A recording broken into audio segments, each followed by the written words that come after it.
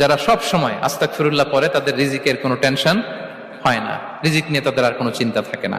আল্লাহ নবী নূহ আলাইহিস সালাম যিনি ওনার জাতিগোষ্ঠীকে বলেছিলেন ফাকুলতু আস্তাগফিরু রাব্বাকুম ইন্নাহু কানা গাফফারা, তোমরা বেশি বেশি ইস্তেগফার পড়ো, তিনি ক্ষমাশীল। ইস্তেগফার পড়লে কি হবে? ইউরসিলিস সামা আলাইকুম মিদরারা, রহমতের বৃষ্টি বর্ষণ হবে, তোমাদের জমিগুলো উর্বর হবে। ওয়া ইউমদিদুকুম বিআমওয়ালি ওয়া বানিন, আল্লাহ তাআলা তোমাদেরকে সম্পদে বারাকা দিবেন, সন্তানে বারাকা দিবেন।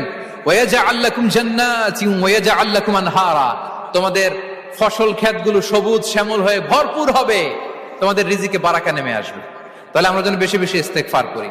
বিষ্ণু ঈসা ইসলাম বলেছেন মান লাযামাল ইস্তিগফার জাআলাল্লাহু লাকুম মিন কুল্লি দিকিন মাখরাজা ওয়া মিন কুল্লি হাম্মিন ফারাজা ওয়া ইয়ারযুকহু মিন হাইসু লা ইয়াহতাসিব, যে সব সময় ইস্তেগফার পড়ে তার কোনো টেনশন থাকে না, তার জীবনে দুশ্চিন্তা আসে না। আর এমন